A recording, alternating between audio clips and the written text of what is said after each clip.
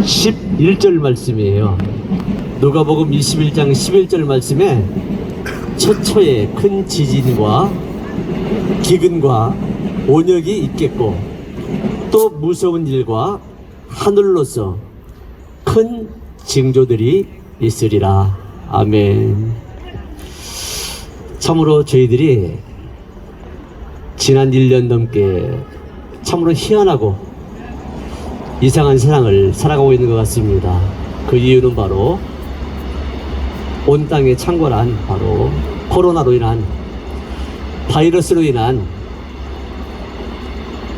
그래서 모든 사람들이 정말 고통 가운데 그리고 힘든 그러한 생활을 다들 하고 있습니다. 근데 성경에 예수님께서 마태복음 16장 2절 3절에서 예수님께서 말씀하시기를 너희가 저녁에 하늘이 붉으면 날이 좋은 것을 알고 아침에 하늘이 붉고 흐리면 오늘 날이 흐리겠다는 그런 천기는 알면서 이 시대의 표적을 너희가 왜 깨닫지 못하고 알지 못하느냐고 그렇게 말씀하고 계세요. 할렐루야! 지금 온 세계에 만연한 이 바이러스 코로나가 바로 예수님께서 이 시대의 표적을 모든 이들에게 분별하라는 그러한 말씀입니다. 자, 코로나 바이러스, 성경에는 그 병의 이름이 독종 또는 주가라고 계십니다.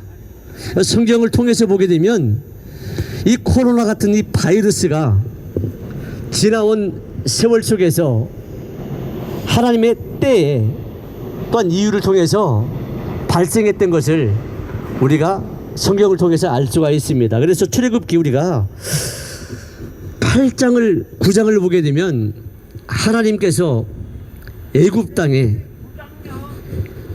바로 그것이 독종이었습니다. 내 백성들을 구원하시기 위해서 하나님께서 애굽 땅 바로에게 10가지 재앙을 내리시는데 바로 6번째 재앙이 바로 독종 온역, 오늘날로 말하면 바로 코로나 같은 그런 바이러스였어요. 하나님께서 왜 그 애굽 땅에 바로에게 왜 그런 온역을 내리셨을까? 바로 그것은 하나님의 백성을 핍박했던 바로 그 세상의 군왕이 바로였습니다. 또 더불어서 애굽 사람들은 세상 사람들이었습니다. 그래서 하나님께서는 죄악 가운데 있는 세상 군왕과 세상 사람들을 벌하시게 해서, 즉 하나님의 백성들을 핍박했던 그러한 세상의 군왕과 세상 사람들을 벌하시기 위해서 또 하나님의 백성들을 구원하시기 위해서 바로 6번째 재앙으로 독종, 온역, 그 바이러스를 징계를 바로 내리신 바로 이유였습니다.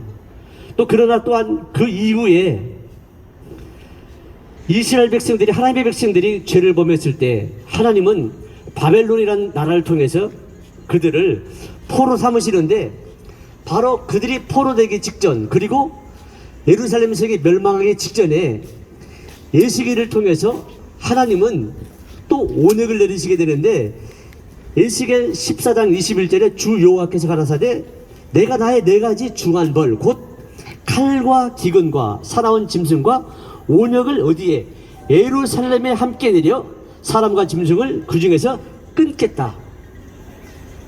바로 에스겔서에 나타난 이 온역 바이러스의 징계는 세상 사람이 아닌 바로 하나님의 백성들, 이스라엘 백성들의 그 죄 때문에 내린 바로 바이러스의 그 죄였습니다. 그 죄가 바로 에스겔서 14장 5절에 이는 이스라엘 족속이 다 우상으로 인하여, 하나님을 섬겨야 될 하나님의 백성들이 하나님을 섬기지 않고 우상을 섬김으로 인해서 하나님께서 내 백성을 고치기 위한, 내 백성을 바로 징계하셨던 그 이유의 하나로 또한 바로 온역을 내리셨던 바로 그 이유였습니다.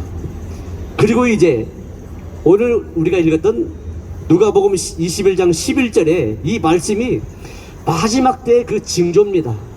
마지막 때의 징조 중에 그 하나가 바로 온역입니다.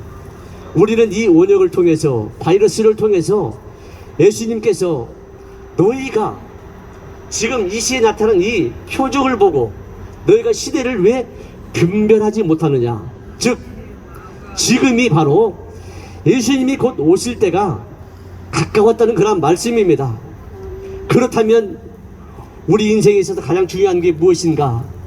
바로 우리 영혼들이 구원을 얻는 길이겠지요. 그래서 고린도후서 6장 2절에 보라 지금은 은혜의 때요, 보라 지금은 구원의 날이로, 지금 이 순간이 예수님을 믿어서 우리가 이제 시대의 표적을 통해서 오실 예수님 심판의 날을 바로 준비하는 그러한 지혜 있는 그러한 사람들이 되어야 할 줄로 믿습니다. 요한복음서에 7가지의 표적이 나옵니다. 그 표적 중에 네 번째 표적이 바로 예수님께서 작은 소년의 물고기 5마리와 떡 2개로 인해서 500리의 기적을 일으켜서 많은 사람들을 먹이셨던 그러한 사건이 기록되어 있습니다.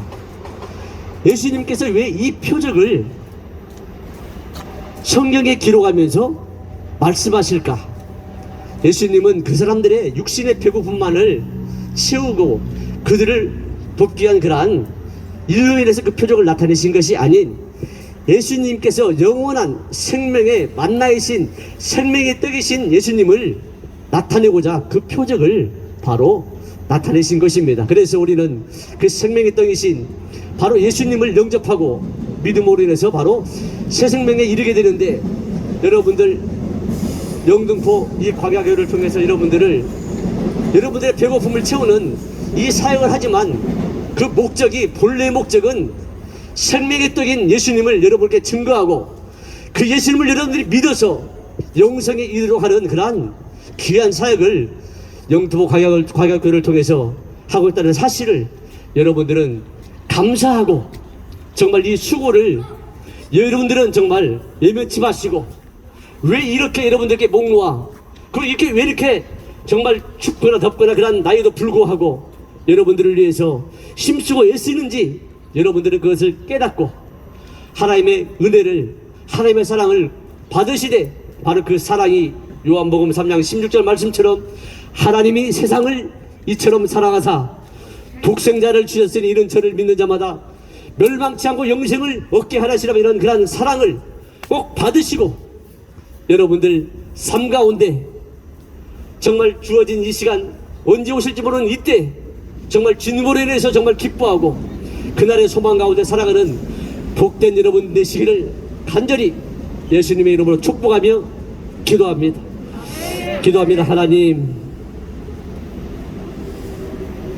안에 바로 제약된 본성입니다. 그래서 하나님, 저희들 주님의 자비를 구합니다. 긍휼을 구합니다. 우리가 그렇게 은혜를 입었듯이 아버지, 이곳에 모인 모든 이들이 주님의 은혜를 입어서 하나님의 아들이신 생명 되신 예수님을 영접하여 그 죄사함을 입고 구원의 날에, 소망의 날에 그들이 그날을 기쁨으로 달려갈 수 있는 복된 인생 되기를 간절히 소망합니다. 크신 은혜 베풀어 주시옵소서. 예수님의 이름으로 간절히 기도합니다. 아멘.